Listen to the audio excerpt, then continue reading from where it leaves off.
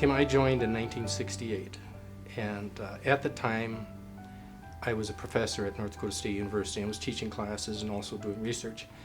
And I remember when I was giving lectures to students, I just could tell I just wasn't being as effective as I'd like to be, and it bothered me a lot. And I remember going through that first quarter of teaching, and when I got through, I took my notes and I threw them right in a trash can because I thought I got a better material than this. And I started over, did the second quarter, and it was a little better, but not much. And it was at a point where I was going to make a decision, either stay in teaching or get out.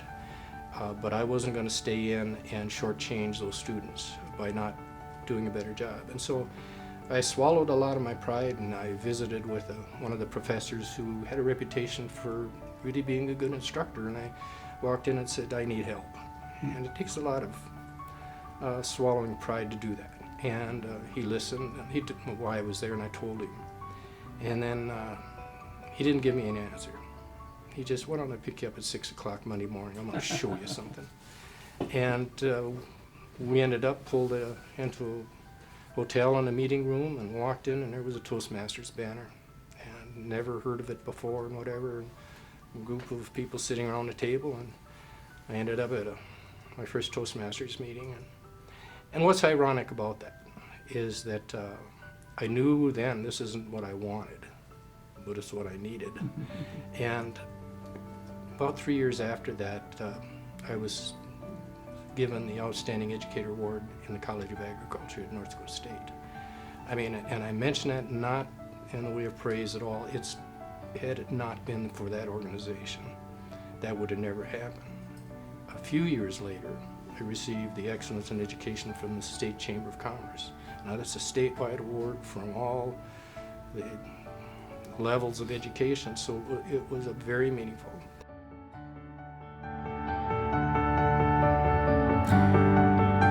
I definitely enjoyed all my presidential visits because it was really an opportunity to be able to encourage people to get involved with leadership possibilities and speaking possibilities.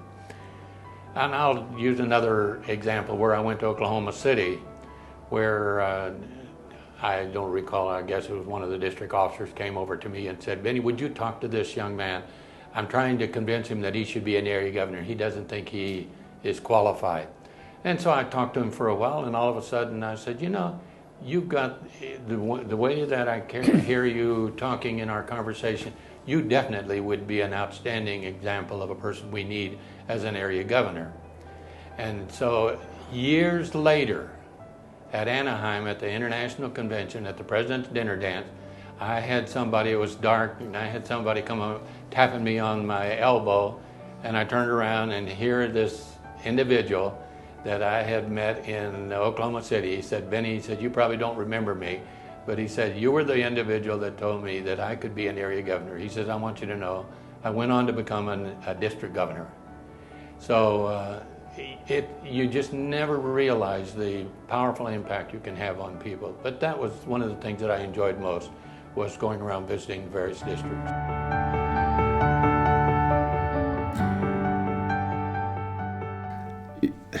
It's hard to say that there were any specific highlights. It was a good year.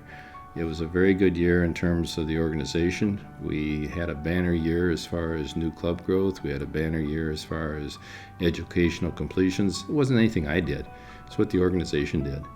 And it was just a very proud moment to sit at the top of that leadership team and watch all these things go on and everybody working hard to make it happen. The organization thriving at the time. We'd come off of a few tough years prior to that. There'd been some things going on that kind of clouded our performance, but the year prior and that year and a couple of years following that were some pretty darn good years for the organization. Mm-hmm. And the organization's built on it ever since and continued to grow. So I guess if I had to say anything, it was the highlight of that year was seeing how people performed and how they worked hard to improve themselves.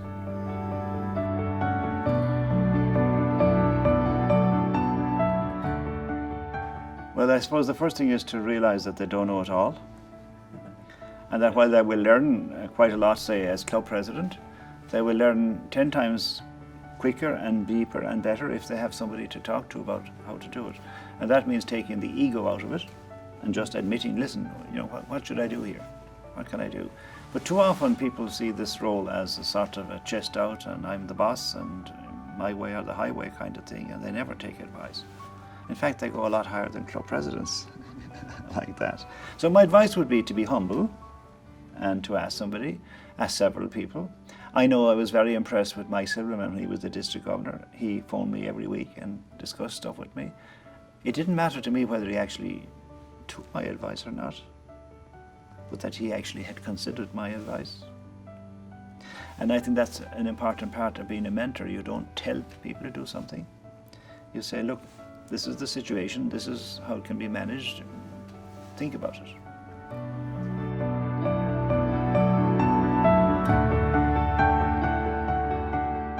It was during the time when the women's rights issue was starting to build and the federal government had put out some guidance on what you could do. The first proposal that I made was rejected. I lobbied as we went around for solving that problem. I went into the board of directors a few years later and was able to convince them that we should address the issue. They put me in charge of a committee that rejected the idea of changing bylaws, which was the control, to get women into Toastmasters, to let them in. Now, Tim, you should realize that back in those days, women were coming into the organization and we were using men's names and initials in order to justify them in the club, because the world headquarters wouldn't accept them if you gave them a woman's name. Right. Now, dates, this is the early 70s? This is the early 70s, okay. Yeah. And later on, we took the issue to the first time to the convention, and we lost the issue on changing the bylaws. It took us 2 more years to get it, when we were down in Texas, to get it passed. But the difference was that we weren't smart enough to look at the social issue in the country. And I was driving to change the bylaws to include women as a statement. Our council came up with the idea of making a change that would allow clubs to make the decision. And that, I think, is a good lesson learned when we go back and think about it historically. When you're managing an organization or leading it, you need to lead it from the people's point of view, not in terms of what you want to do from on top. And we made that change, and now we're in a great shape because 50% roughly of our organization are women. Leadership, at least at the district level, 50% of our people throughout the world are women. And they're professional, they're helpful, they're doing something that's worthwhile. I think it was a good effort that we went through.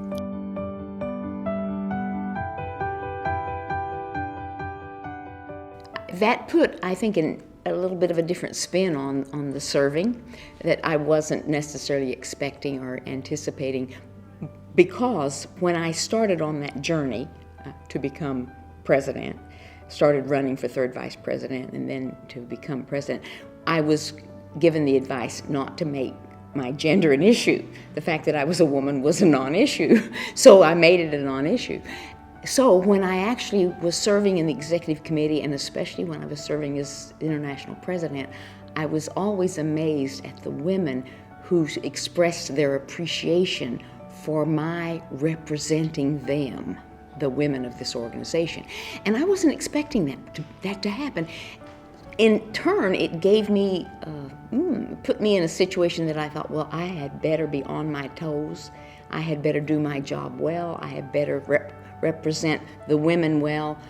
And I knew I had to represent the organization well, but it did add a little bit of a spin to it that made it a little bit more of a challenge, and it just made me want to be even better and do my best in everything that I did.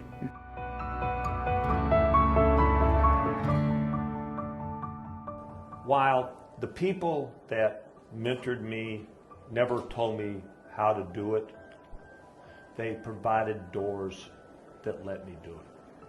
They opened the doors.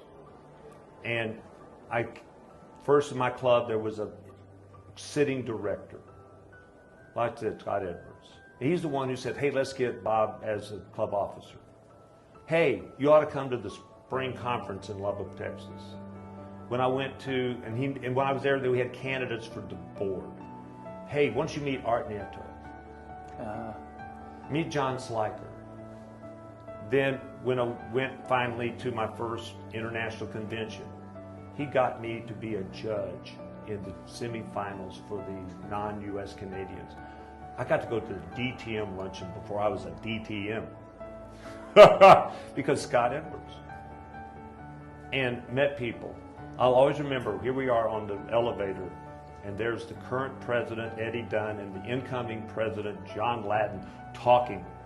And I'm looking at Jana, you know who they are? You know who they And it's because as mentors, you open doors.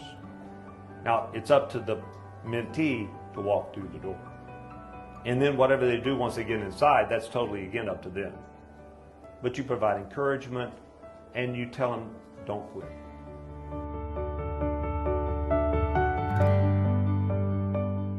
The one thing that it's kind of a little thing with me is no regrets. You don't want to kind of get to your end of life and regret not having done something, tried something. And Toastmasters is a world of opportunities. And I think the people who fail to take advantage of the opportunities that Toastmaster has to offer are the ones who lose out. And that's one thing that we have tried to do, is take advantage of the opportunities that Toastmasters has to offer and show people, hey, I'm from Lubbock, Texas, and she's from Mission, Texas. We're just two people just like you. But we took advantage of the opportunities when they came. And look what we did. Well, if you take advantage of the opportunities, you can do it too. For you. And when he was going through leadership, and especially on the board level, I still, at that point,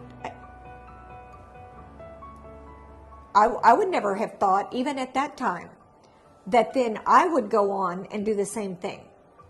So you just never know where this organization can and will take you if you, as he said, take advantage of every opportunity that comes along.